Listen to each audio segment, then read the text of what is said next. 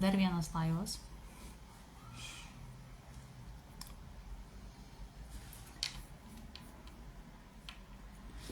Šiandieną šnekėsim su Sandra, kurią tikriausiai žinot iš mano praėjusio laivo, kuris nesigavo dėl techninių nesklandumų.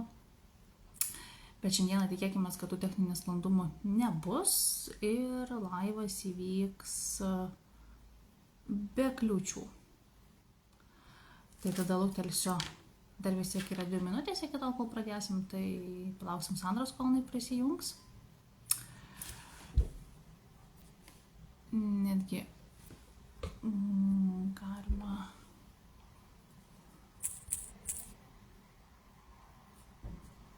bandyti pakviesti.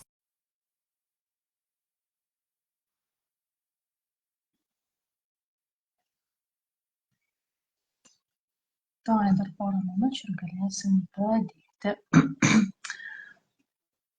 Tiesa, klausimas, tas, kas yra dabar prisijungi ir žiūri mane, ar vaizdas yra ir ar garsas yra jūsų pusėje iš manęs. Galite parašyti komentarus. Nes maža, ką technologijos dažnai mėgsta pakvailioti.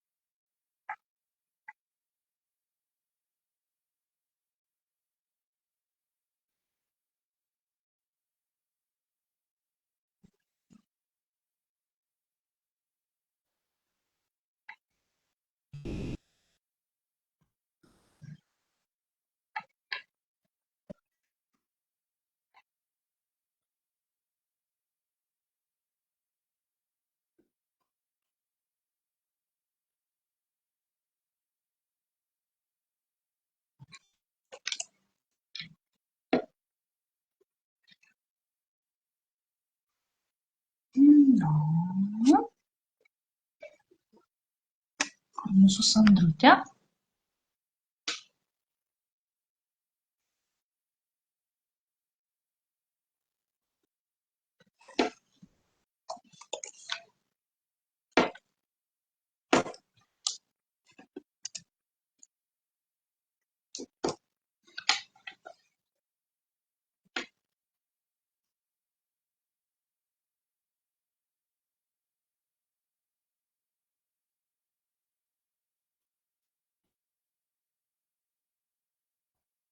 Kas čia dabar galėjo nutikti?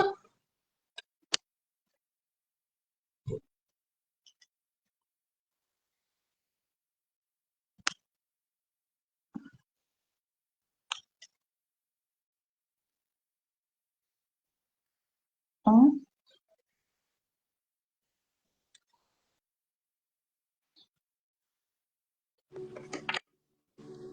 Nu, ko? Iš pirmo karto. Girdėjimo, tai mane viskas gerai. Jo, matau, girdžiu viską gerai. Super, aš irgi tada viską iš savos pusės girdžiu ir matau. Valio, pagaliau. Tai labas, smagu tave matyti. Pasipuošus, graži. Labas, ačiū. Kaip laikai? Gimtadienį už poros valandų varysiu, tai tuo pačiu, žinai, iš karto jau pasidariau. Ne savo tikriausiai. Mano kitą mėnesį. O kada? Rugpjūčio 9. Rugpjūčio 9. Nepamiršti. Tai va, tai smagu tave matyti. Kaip tu laikaisi, Sandra? Puikiai. Gerai. Kaip tavo šitą savaitę? Galėtų šilčiau būti, bet atsibodo tas lietus, nesinori net lyst niekur iš namų, bet nieko, reikia, tai irgi to vandenuko. Kitą savaitę rezervuoju saulę, manifestuoju. Jo, visi kartu, kad prisijungi, išsimanifestuojam kitą savaitę saulę ir iki metų galo. Rytojus prasideda kitą savaitę. Taip. Šiandieną momentu, aš studijoje buvau, tai išlindus buvo saulė, tai taip gera, tai faina, galvoju, nu davai, pabūk, niekur neišeik ir tada dėjo lietus. Jo. Tai tokios tokelės, tai tvarkoj, tada, manau, galim važiuoti, startuoti ir aš tave tada iš naujo vėl pristatau. Nes maža, ką gal kažkas nepažįsta, neatsimena. Tai esi Satnam namų įkūrėja. Tavo šitie namai, kiek prisimenu, yra Vilniuje, Senamiesty, labai jaukioj vieteliai. Esi taip pat sertifikuota Kundalini jogos instruktorė. Dar palauk dabar, jeigu bijau suklysti su žodžiais, darai joginės numerologijas. Taip. Asmeninės sesijas. Asmeninės sesijas, taip. Dar kažką turi pridėti? Nieko nepraleidau? Dar kobudo meistrius. Kobudo. Makrame. Suknelės darau. Taip, pagal asmeninius užsakymus. Taip, va, tai labai daug. Lengva pamiršti. Dar Neurovizor sistemos atvažius į Lietuvą į Satnam namus. Dėl to Satnam namai ir atsirado iš tikrųjų. Viena iš priežasčių. Kad sesijas darys žmonėm. Nu, mes realiai tada prie šito prieisim. Tai papasakok trumpai apie savo kelią į jogą, kaip jis prasidėjo, nuo ko, kas paskatino. Šiaip joga visiškai manęs nedomino ir niekada nelankiau jokios jogos gyvenime, bet tiesiog per vienas praktikas prasidėjo vibracijos pilve ir pas kitas merginas, kai kurias mačiau irgi tas pačias pulsacijas, pasiklausiau, kas tai yra, tai man paaiškino, kad tai yra kundalinė energija, kuri ten bunda, juda ir taip toliau. Tai gal kas ta kundalinė energija, apie ką tai yra, tai iš karto įstojau į kundalinį jogos mokytojus ir pradėjau mokytis ir studijuoti. Ir labai džiaugiuosi iš tikrųjų, nes tą kundalinį energiją žadinti reikia atsargiai, mes kiekvienas turime ją savo kūne, tik ne pas visus nubudusi, pas vienus miega, pas kitus kažkiek atsisklydusi. Tai kundalinį jogą padeda būtent labai saugiai ją po truputėlį judinti. Va, ir dėl to džiaugiuosi, kad galiu žmonėm padėti tai daryti, būtent su praktikom įvairiausiom. Geras. O kas čia per vibracijos tam pilve, kas čia skrandis urzgia? Tiesiog juda pilvukas savaime. Jis pas mane, pavyzdžiui, juda, kai aš esu labai laiminga, tokioj besąlyginiai meiliai, tokiam džiaugsme, kai va tokia būsena pas mane prasideda virpesiai, juda, kūnas vibruoja. Tai nežinau, čia netgi sunku paaiškinti. Vieniems būna visą kūną, krato, purto. Šiaip mano suvokimu, tai kundalinė energija, jinai pas mumis iš apačios stengiasi kilti viršų per visas čakras ir jeigu yra kažkokių blokų, užspaudimų, kažkur jinai neprateka, jinai tiesiog savo darosi kelią. Tai va, kuo daugiau žmogus yra užsispaudęs, kuo daugiau žmogus yra blogesniai fiziniai, psichiniai, per visus, pavyzdžiui, einant kūnus, tų kūnų pagal kundalinį jogą yra 10 netgi, tai kuo daugiau yra kažkokiam kūne kažkokių destrukcijų, tai tuo jai daugiau reikia prasivalyti ir susidėlioti tą kelią. Tai dėl to ir prasideda vieniems vienaip, kitiems kitaip, tai labai skirtingai. Man tiesiog labai švelniai per pilvuką keliavo per visą tą kūną. Tai ir kiek tu jau laiko visų to užsiemi? 5 metai jau. Nemažai. Kai pradėjau, tai ir tęsiu, tai ir pirmą lygį baigiau kundalinį jogą, jinai, jeigu taisyklingai ir teisingai ją studijuoti ir mokytis, tai mokslai tikrai yra ilgi, Nėra kaip kitose jogose, kad ten mėnesį laiko nuvažiavo į ašramą, pasimokė ir atvažiavo ir aš jau mokytojas jogos, ne? Tai kundalini jogui mes kiekvieną praktiką praktikuojam po 40, po 90, po 120 dienų, išgyvenam, išjaučiam, dėl to tie mokslai yra tokie pakankamai ilgi. Pirmas lygis yra 9 mėnesiai, antras lygis yra ten beveik 3 metai, tai aš dabar pirmą ir antrą baigiau, laukiu diplomą, jau tuoj jau pagamino antrą irgi lygio, tai dar neparsisiunčiu niekaip. Tai va, tai ir dar Satnam Rasayam toliau. Numerologija irgi iš kundalini jogos yra mano, nes tai yra pagal kundalini jogos tradicijas. Ir, tarkim, pradėjau irgi studijuoti energetinį gydymą, pavyzdžiui, kaip reikia, kaip teta healingas, prana healingas, yra įvairiausių rūšių. Tai kundalini joga, kadangi labai platus mokslas, jinai turi dar ir energetinį gydymą, tokį kaip atšaką atskirą, tokį kaip mokslą, yra netgi universitetas atskiras, irgi kundalini. Satnam Rasayam irgi tas kaip ir asociacija jų, ne visa. Ir mokytojas, kuris studijuoja, jau būna išrinktas, jau bet kas negali mokytis Satnam Rasayam, nes labai gili yra praktika. Ir jos vibracijose aš darau kobido masažus veido. Dabar pas mane tas kobido pavirto į visą kūną apimantį imperatorišką, aš vadinu jau kobido masažą. Nes dar pagilinau žinias ir dabar per visą kūną pradžiai einame, po to einame tik prie veido. Viskas susiję, pas mane viskas susiję su kundalini joga. Išskyrus makrame, bet irgi sako, tai makrame yra mano energija. Tavo energija išreikšta jau fiziškai. Tai taip, nes vis tiek yra darbas daromas, kiekvienas rankdarbis, kiekvienas įdedam į tą rankų darbą kažkokį savo sielos dalelę, ne, savo meilę, savo jausmą, tai bet kuriuo atveju kiekviena suknelė yra įkrūta mano energija, tai kaip ir vėlgi prie to paties gaunasi. Dar skila man toks klausimas, jeigu gali taip labai trumpai, kuo skiriasi kundalinė numerologija, pataisyk, jeigu žodžius net sunku, nuo tos tradicinės numerologijos? Tradicinė numerologija, jinai paremta skaičiais tiesiog ir jų įvairiom kombinacijom, o kundalini joga yra su kūnais susijusi, ne, su 10 kūnų. Ir pagrindas, per kurį aš keliauju, tai žiūriu, kuris kūnas, kurį žmogų kaip veikia. Nes vieni kūnai pas mums yra iššūkyje, kiti kūnai yra mums kaip dovanos, kaip pagalba gyvenime.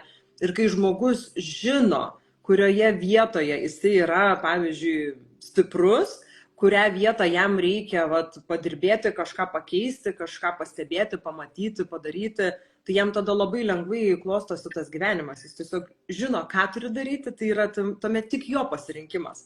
Ar jis tai darys ar ne. Tada žemėlapį gyvenimą. Kaip? Tu realiai tada turi kaip kažkokį tai žemėlapį, kuris tau padeda.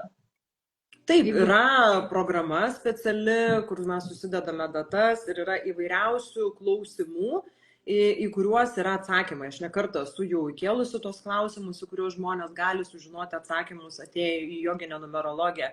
Tik tiek, kad ten labai irgi maža dalelytė, nes mes kalbame ir apie gyvenimo ciklus, ir apie 9 metų ciklus. Nes būna irgi po žmogų keičiasi tik ir vertybės, ir sąmoningumas, ir intelektas, kūnas, fizinis, yra daug ten tų netgi posmų ciklų gyvenime. Ir jeigu vienas kitas ten vienu metu, tai būna ypatingai stiprus įvykiai po žmogų gyvenime. Pas mane dažniausiai žiūriu, kai ateina, tai ateina jau tokios ieškoti pagalbos žmonės, nes nežino tiesiog, ką daryti ir nesupranta, kas vyksta gyvenime ir kodėl taip vyksta. Tai aš labai tikiuosi, kad jiems padedu tai išsiaiškinti ir jiems pasidaro aiškiau, ką su tuo daryti. Ir kitas dalykas, tuo pačiu, jeigu žmogus nori, jeigu jam yra įdomu, jeigu jis yra pasiryžęs eiti gilyn, aš paruošiu jam asmeninę kundalini jogos praktiką, duodu arba meditaciją, arba kažkokius pratimus, su kuriais jisai gali tuos kūnus subalansuoti, su jais pradirbti ir rasti ryšį su savo siela, su žmonėms. Žodžiu, čia kaip trumpai. Geras, įdomu. Įdomu, vat apie tuos gyvenimo ciklus, kad nesakykime, 9 metų ciklas, 7 metų ciklas, tai žinau, sutinku, tokie dalykai yra. Mhm. Taip, Aš ir dar būna, gyvenu. pavyzdžiui, jeigu žmogus stebisi, mato, jaučia, tai tuomet daug lengviau visą tai praeiti ir priimti. Pagrindinis momentas yra, kad mes dažniausiai protas, jisai prisigalvoja kažkokių savo situacijų ir galvoja, kad turi būti taip ir ne kitaip. Ir jeigu vyksta kažkas gyvenime ne pagal tai, kaip mes esame susimastę, prisisvajoja, prisigalvoja, tai viskas, jau čia yra pasaulio pabaiga, tragedija. Ir sunku tai priimti, bet kai mes žinome, kad dabar yra toks metas, toks ciklas, tiesiog jisai pasibaigs anksčiau ir vėliau. Mūsų gyvenimas eina kalneliais, ne? Tai va, viskas priklauso nuo mūsų požiūrio, kaip mes į tai žiūrim, kaip mes tai priemam. Galim būti kančioj, galim būti ramybėj tuo metu. Realiai jau, ta prasme, taip, kad, kaip čia, tą mes jaučiam emociją, kurią mes jaučiam, mes ją pasirenkam sąmoningai. Taip. Nuo mūsų tas priklauso, kaip tai priimsim. Grįžtant prie tavęs, prie Satnam namų. Ką reiškia pats žodis Satnam? Kodėl jisai patapo tavo studijos pavadinimu? Oi, labai daug iš tikrųjų mąsčiau apie tai, galvojau pasivadinti Saran, nes, tarkim, mano vardas Sarantiaga Kaur yra dvasinis, bet kažkaip toks man labai pasirodė, kaip čia dabar, garbėtroškiškas gal, tavrasi, kažkaip galvoju, savo vardu vadinti studiją, dvasiniu vardu, kažkaip nepasirodė man čia faina idėja. O Satnam yra kaip namaste, pavyzdžiui, kiekvienam kitose jogose yra, mes sveikinamės ir palydim vienas kitą su šią frazę, nes jinai reiškia, kad tu esi esatis ar tiesa yra tavyje. Kitaip, kad visi atsakymai yra tik mūsų viduje, tik mes patys galime žinoti, kas mums yra geriausia. Joks mokytojas nepasakys, kaip elgtis, ką daryti, va taip ar anaip, va tokį sprendimą priimti, tik mes patys žinome. Tai va, ir kai mes tą suvokiam ir kai mes priimam tą prisiemam atsakomybę už savo gyvenimą, tai tuomet, žodžiu, nėra nei ką kaltinti, nei ką einam, keliaujam ir patys viską kūrėm ir darom ir esam kūrėjai savo tada to gyvenimo, taip?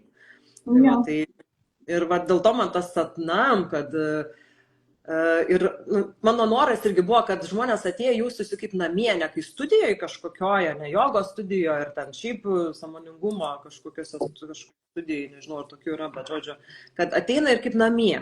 Tai jau būna, kas ateina, tai sakė, labai gera energija, labai faina, nesinori išeiti, nes, ta prasme, gera tenais būti.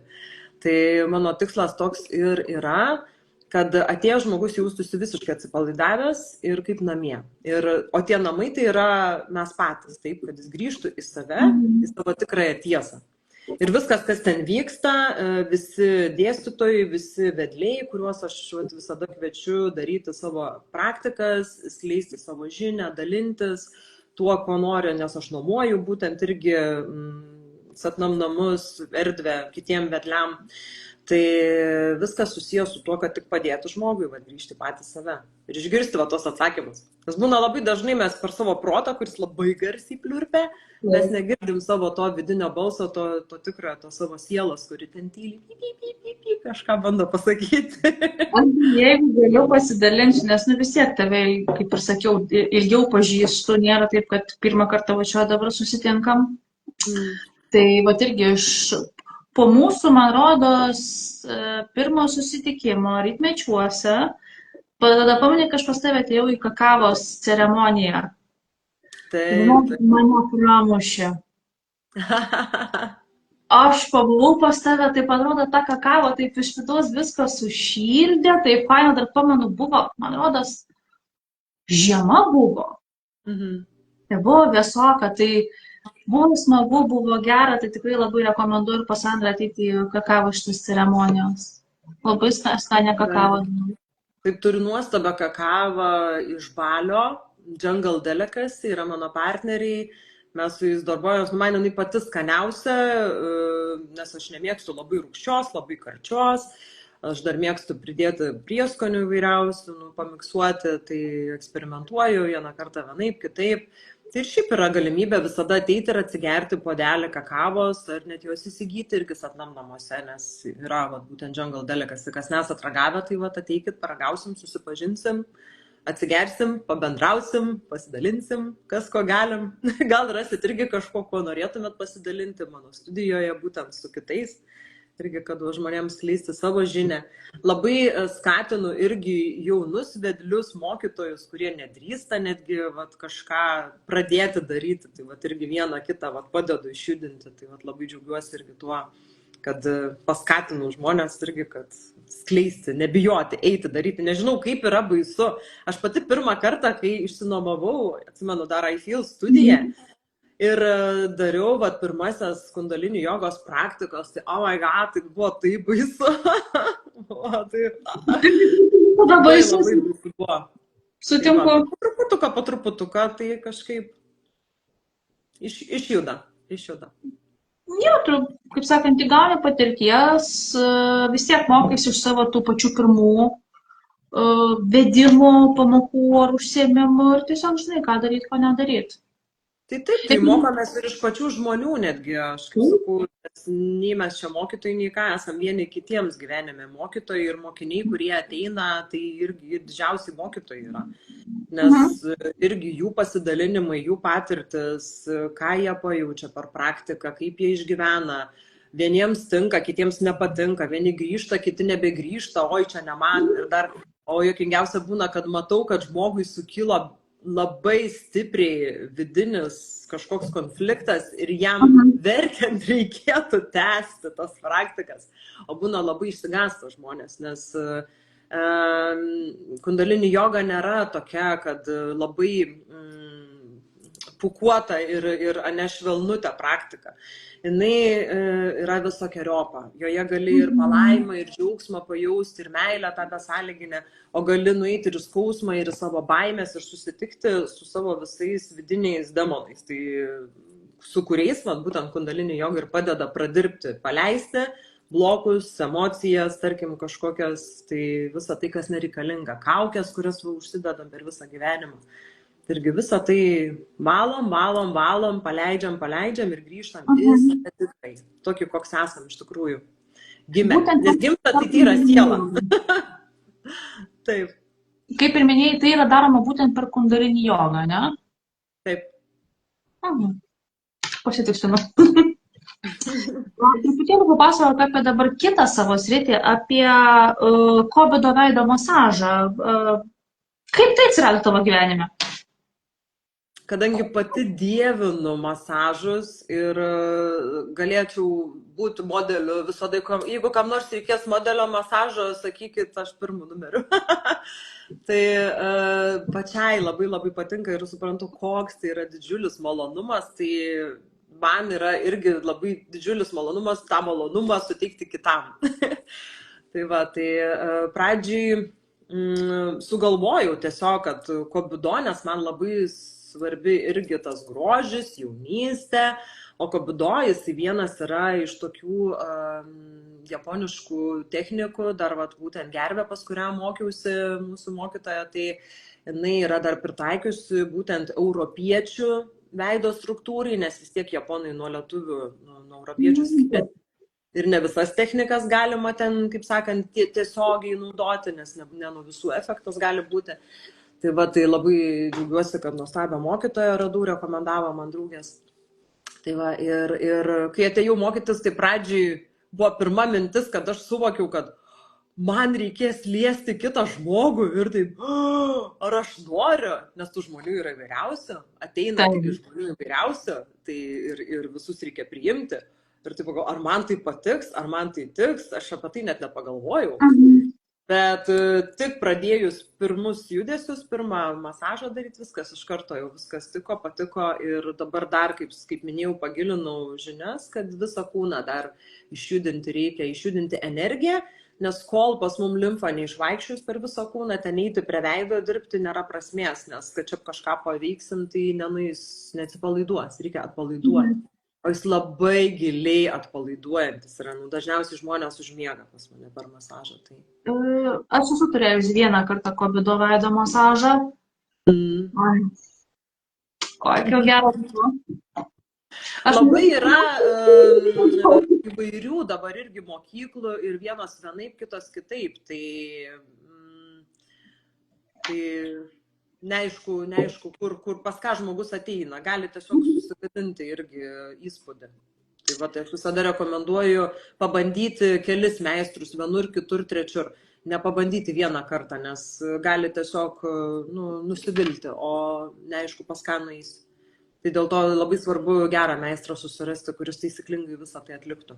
Žinai, aš pasakant, aš nesu čia specialistė, aš neturiu dar su kuo sulyginti. Aš, pavyzdžiui, jeigu pas tave nueisiu, tai aš būtų turėsiu su kuo sulyginti. Taip. Idėja. Gerai. Va, bus proga susitikti. Gerai, susitiksim. Super. Ir dabar makramė, tavo tie grožiai už tavęs. Jie pas tave atkeliavo. Visą gyvenimą mėgau rankdarbius. Tik labai buvau nuo jų atitolusi. Ir per vieną festivalį buvo kažkokia praktika, per kurią išjaučiau, kad noriu grįžti prie rankdarbių, nes, sakau, rankos niežti. Ir dar kas smagu, kad kobido masažas ir makramė pinimas labai panašus judesiai, nes pirštai lavinasi labai gerai, juda rankos, riešas ir labai gerai dirba. Tai va, tai ir sugalvojau tiesiog sukneles daryti. Tai nes labai patiko internete, pamačiau įvairiausių modelių ir tiesiog pati pradėjau jas pinti ir daryti. Nusipirkau mokymų įvairiausių, YouTube įvairiausių, prižiūrėjau tų pamokėlių. Labai sunku buvo pradžiai, daug reikėjo išardyti, daug reikėjo perdaryti, daug reikėjo suprasti, suvokti. Ašarų buvo irgi, ta prasme, bet dabar jau, kai svarbiausia yra tą pačią pirmą techniką suprasti, kur čia ką, kas su kuo veikia ir viskas. Ir tada važiuojam, nes aš per festivalius vedu makrame workshopus būna, tai irgi ateina, jeigu kas pagauna, tai viskas, tada labai lengvai viskas toliau klostosi. Tiesiog pat reikia tą smegenis būna, eroras, kol supranta, ką perėti. Aš asmeniškai, man rodos, po pirmų 5 minučių sakyčiau, nedarysiu. Čia reikia kantrybės, taip, reikia kantrybės, Kantrybė lavinasi. Taip, ir lavinasi, labai teisingai pasakei, tai labai sveikinu visus, kas būna per workshopus nepasiduoda. Nes būna tokių, kur tikrai pasiduoda ir sako, man nebegaliu, nėra kantrybės, bet yra, kurie iškenčia, išbūna tą momentą, persilaužia ir tuomet jau ne viena netgi yra moteris jau sakiusi, kad pas jum buvau ir dabar jau namuose pati darau. Tai labai faina. Tai Sapnam namuose irgi karts nuo karto padarau workshopus, tai palaikinkit Sapnam namus, stebėkit ir matysit. Jeigu kam įdomu, kas norit, galit parašyti, galim susiorganizuoti. Turiu dar grupę tokią moterų padariusi savo mažytę, kur messengerį, kur yra, kam yra įdomus makrame workshopai, tai parašykit irgi, prijungsiu prie tos grupės ir galėsim visi bendrai spręsti, kurią dieną, kada, kaip darome. Tada renginį paskelbsiu ir padarysiu. Dabar paskutinis yra jau mūsų toks planelis sijoną pasidaryti makrame. Tai tai tokia mintį turim. Klausimas, o ką yra sunkiausia pinti iš makrame? Viršutinę ar apatinę dalį?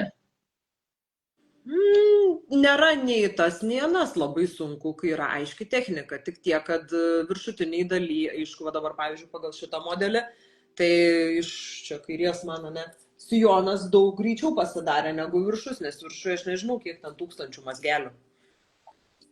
Kaip mano draugas vienas sako, tu skaičiuok, sako, ne suknelė, ne medžiago, o kiek mazgų padarai, vienas mazgelis euras.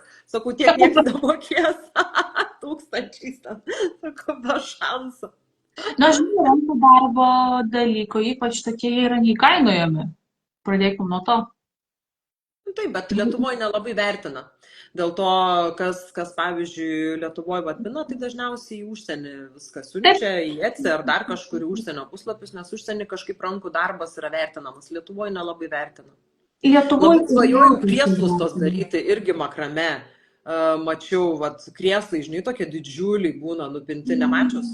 Mačius tokios kaip supynės ten. Taip, nuostabiai. Ten darbo yra savaitę ar ten 2. pint, yra storiausios virvės, su pirštinėm netgi pina, kad nesusipjaustyti rankų, nu, ta prasme, tikrai yra sunkus procesas. Ir Lietuvoj, mačiau, buvo kažkas idėja, ten 300–400. Aš neįsivaizduoju, žmonės už dyką siūlus turbūt gauna, nes ten siūlai vien kainuotų kokie 600 tokį padaryti, jeigu pirkt normaliai. Tai, nu... Įsivertina savo darbo valandų ir priemonių tikriausiai. Priemonės tai nemokamai gauna tada iš kažkur tikrai, nes kitaip aš neįsivaizduoju, kaip šitą kainą nupint galima būtų. Bet dabar man priminti šitais krėstais, aš žinai, ką sumačius, nepamenu kokioj šaly, bet užsienyje moteris, bet jinai turi ten visą komandą, ne viena dirba, jie toršerus apipina šitais siūlais, toršeras yra ant to pastatytas, ant jo to stovo. Ir aplink toršerą patį, ir aplink tą kotą, irgi ten įvairiausiam technikom, ten visokie šakės. Taip, viską galima, ir užuolaidas daryti, ir staltiesės, ir pagalvės, ir tašės, ir rūbus, ir šviestuvus, viską įmanoma padaryti, yra labai viskas gražu. Lietuvoje dar žinau, netgi yra viena lietuvė, kuri daro va tuos šviestuvus ir labai stipriai išsisukusi per nuoiki, man atrodo, mačiau netgi laidą. Tai į užsienį labai daug jau turi visą komandą moterų ir ten labai stipriai jau su makrame dirba. O gal šitą pati? Gal aš tą pačią mačiau? Tai greičiausiai tą ir matai, žinau. Nesakau, man labai tai patiko, aš galvoju, o Dieve, kiek čia darbo? Taip. Kažkas turi kantrybės, kažkas turi norą, kaifuoja nuo to. Tai svarbiausia, kad tu kaifuotum nuo to. Taip.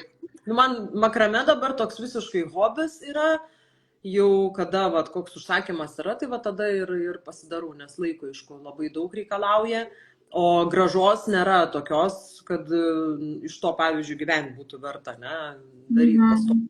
Tai labai daug laiko užima, o tai toks visiškai malonumas, tik dėl savęs.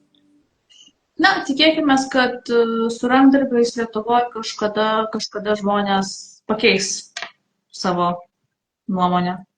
Aš rankdarbius taigi darai, žinai. Taip. Šiandien iš savo mokinės girdėjau, pati dalinosi, sakė, Lietuvoje, jinai pastebėjo jau po truputėlį keičiasi žmonių nuomonė apie rankdarbius. Jau atsiranda, kurie daugiau vertina. Kurie patys pabando ir pamato, kaip tai yra sunku padaryti, tada įvertina kitaip, kol nematęs, nebandęs. Niekada nepamiršau, kai buvo festivalį vienam, nes aš būdavo su suknelė mažiaudavau festivalius, mergaitė atėjo. Jezus, kodėl čia tokia kaina Meksikui iš 15 eurų ten mačiau, sakau, tai gerai, tai Meksikui galėjai nusipirkti. Tikrai nei tokia kokybė, nei toks modelis būtų. Avimas. Tai va, masto žmonės. Būna. Na jo. Ir paskutinis klausimas tau. Kas tave šiuo metu, sakyk, įkvepia? Kokios temos ar patirtis užkuria tavo visą tą kūrybiškumą? Mūzina? Mūzos tokios kaip ir neturiu, tiesiog žiūriu kiti irgi, ką vedliai daro, ką kuria, kaip kas įdomu yra žmonėm. Ir tiesiog galvoju, ką čia kito kokio įdomus dalyko padaryti. Viskas dabar pagrindas, tai man yra, kaip minėjau, šitą neurovizor sistema. Nes yra toks, kaip aš sakau, tinginių meditacija. Daiktas, kuris padeda žmonėm per 5–11 minučių visiškai atsipalaiduoti ir paleisti įtampas ir būti čia ir dabar. Tai buvo labai, ypatingai tie, kas nemedituoja, nepraktikuoja, jokiom jogom neužsiema, tai yra visiška alternatyva alkoholiui, kažkokiam narkotikam, kažkokiam preparatam, psichodeliniam, tarkim, kad migdomųjų nereikėtų gerti, antidepresantų nereikėtų gerti. Tai va, su šiuo aparatu galima visą tai pakoreguoti ir pasidaryti. Tai va, tai labai rimtas įrankis. Esu dar jo nesupranta. Kaip? Esu bandžius, galiu patvirtinti, fainas aparatas. Taip. Tik čia įrankis, su kuriuo reikia dirbti, tai nėra, kad vienkartinis, ne? Tai čia jau irgi yra sesijos, yra ciklai, yra 21 dienos ciklai, ten savaitės ciklai, žiūrint, kokią temą žmogus nori pasidaryti, tai ir dirba su juo. Ir aš dar prisimenu, tu berods juos nuomuoji.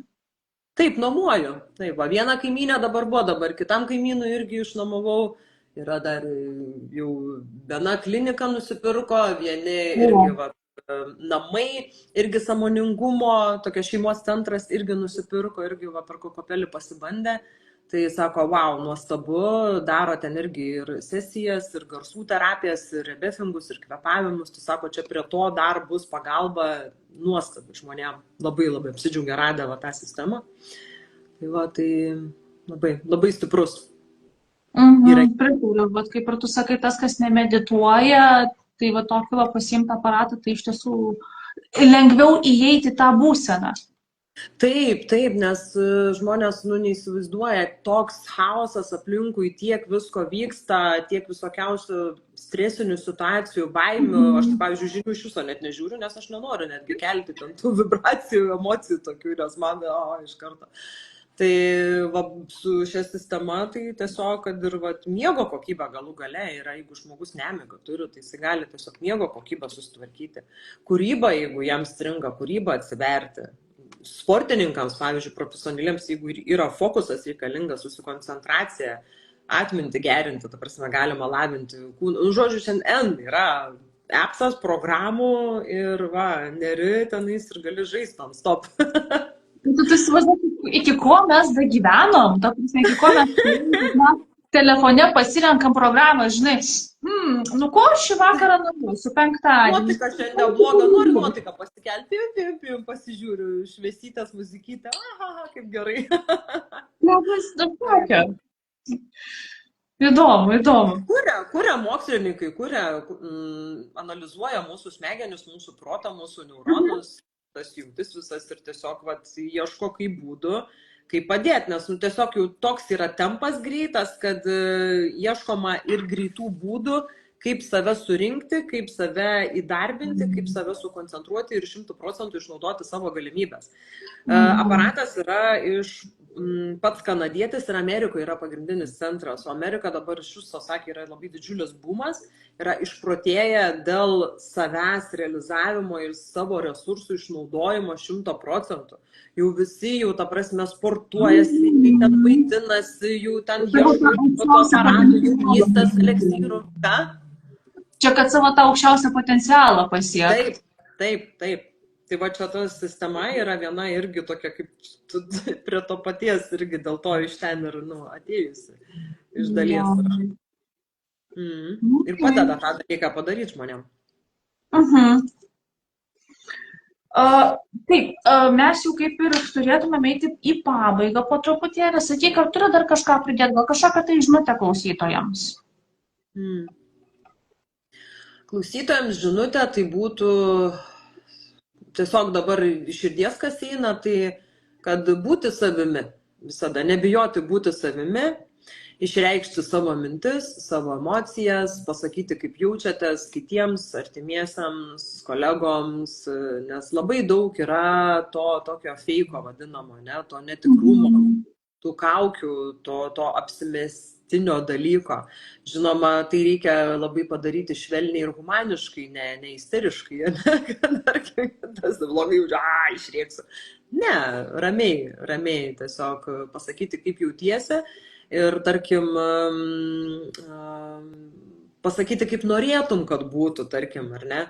Nes būna labai dažnai mes nutylim, labai dažnai kažko nepasakom ir taip vis labiau save skaudinam, vis labiau renkam dar tą pyktį tokį, kuris anksčiau ir vėliau sprogs. Tai kam jį kaupti, jeigu galime tiesiog džiaugtis gyvenimu čia ir dabar ir padaryti viską, kad ir kitiems būtų gerai ir pačiam būtų gerai. Ir visi būtų laimingi. Ir grožis išgelbės pasaulį. Peace in the world. Ačiū tau, brangioji. Ačiū, kas klausėt. Žiūrėjau, gera buvo su tavim pasikalbėti. Labai tikiuosi, kad greitų metų net ir susitiksim. Labai norėčiau susitikti. Gerai, ateik kakavos. Ateik kakavos, gerai. Ir kakavos, ir čia tų švieselių pas tave. Labai pas mus dabar gražu tas kiemelis, nu iš viso medžio, atrodo kaip pasakoj, apaugo gėlyčių pilna, lapelių, turim staliuką, skėtuką lauke, irgi va fainai, tik va oras dabar iššūkai toks, tai nelabai fainai, bet va saulytai, tai jau ateikit, jo kiemelį galima va pasėdėti mūsų pasakoj, va pabūti. Na, super. Ačiū tau, Sandra, už tavo laiką, už tokį įkvepiantį pokalbį. Ir aš tau palinkėsiu didžiausios sėkmės tavo visose šitose srityse, šitose keliuose, kad čia kūrybinis įkvėpimas niekur nedingtų. Dėkui tau labai. Ir tada greitų metų susitiksim. O kas klausysi, tai esu be galo dėkinga. Gerai, ačiū visiems. Satnam. Nu, ir labai dėkoju, kad darai va tokius irgi nuostabius dalykus, nes labai smagu iš tikrųjų žmonėm irgi sužinoti, išgirsti, susipažinti su kitais va žmonėm, su veiklom. Tai va, šaunuolė, ačiū tau irgi, dėkui. Ačiū tau. Iki. Čiau, iki.